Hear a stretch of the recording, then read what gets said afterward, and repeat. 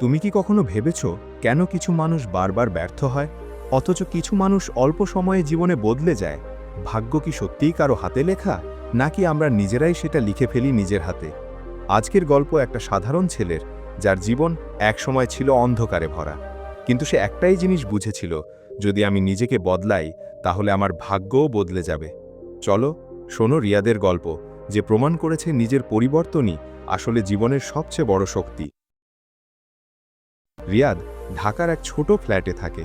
প্রতিদিন সকালে ঘুম থেকে ওঠার আগে তার মনে হয় আজও কিছুই হবে না। 3বার চাকরির ইন্টারভিউ দিয়েছে, কিন্তু প্রতিবারই ব্যর্থ। বন্ধুরা সবাই এগিয়ে যাচ্ছে, কেউ চাকরি পেয়েছে, কেউ ব্যবসা শুরু করেছে। রিয়াদ শুধু বসে বসে বলে, ভাগ্য আমার খারাপ। একদিন রাতে সে আয়নায় তাকিয়ে বলে, সবাই বদলে যাচ্ছে, শুধু আমি একই জায়গায় কেন? আয়নার সামনে নিজের ক্লান্ত মুখ দেখে ওর চোখে পানি চলে আসে। পরের দিন পার্কে হাঁটছিল রিয়াদ। এক বৃদ্ধ লোক বেঞ্চে বসে বললেন, বাবা, ভাগ্য খারাপ না, অভ্যাস খারাপ। তুমি বদলাও, ভাগ্যও বদলে যাবে। রিয়াদ হাসল, বদলাবো মানে? আমি তো চেষ্টা করছি। বৃদ্ধ বললেন, চেষ্টা নয়, পরিবর্তন দরকার। ভোরে ওঠো, শরীরচর্চা করো, বই পড়ো, নেগেটিভ মানুষদের এড়িয়ে চলো, নিজের সময়কে সম্মান দাও, দেখবে সময়ও তোমাকে সম্মান দেবে। ওই কথা রিয়াদের মনে গভীরভাবে গেঁথে গেল। পরের দিন থেকেই রিয়াদ সিদ্ধান্ত নেয়, আর আগামীকাল বলবে না। সে ভোরে উঠে দৌড়ায়, প্রতিদিন অন্তত 1 ঘন্টা বই পড়ে, নিজের ভুলগুলো লিখে রাখে। ফোনের সময় নষ্ট না করে নিজের স্কিল বাড়ানোর কোর্সে ভর্তি হয়। প্রথমে কঠিন লাগত, বন্ধুরা হাসত, তুই তো বেশি সিরিয়াস হয়ে গেছো। কিন্তু রিয়াদ থামল না। সে জানত, যদি আমি নিজেকে বদলাই তাহলে পৃথিবীও আমাকে বদলে দেখবে। 3 মাস পর রিয়াদের আচরণ পাল্টে যায়।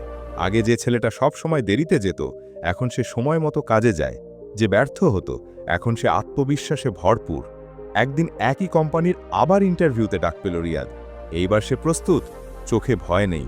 ইন্টারভিউ বোর্ডে তার আত্মবিশ্বাস দেখে ম্যানেজার বললেন, তুমি আগের সেই রিয়াদ নও, তোমার ভেতরে আগুন আছে। সেই দিনই রিয়াদ চাকরি পেল। রিয়াদ এখন প্রতিদিন নিজের উন্নতি দেখে। 1 বছর পর সে নিজের অনলাইন বিজনেস শুরু করে। যে একসময় নিজের ভাগ্যকে দোষ দিত, এখন সে অন্যদের শেখায় কিভাবে জীবনের দায়িত্ব নিজের হাতে নিতে হয়। একদিন সেই বৃদ্ধ লোকের সঙ্গে আবার দেখা হয়।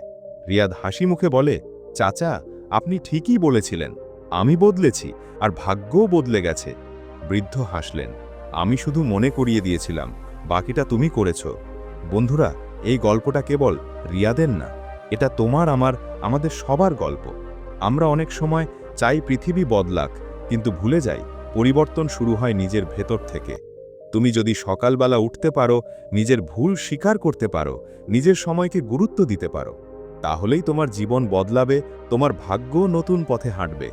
বন্ধুরা, যদি গল্পটা তোমার মনে একটু হলেও আগুন জ্বালিয়ে দেয়, তাহলে ভিডিওটা লাইক করো, তোমার বন্ধুদের সাথে শেয়ার করো, আর এমনই অনুপ্রেরণামূলক গল্প পেতে চ্যানেলটা সাবস্ক্রাইব করো। মনে রেখো, নিজেকে বদলাও, ভাগ্য আপনিই বদলে যাবে।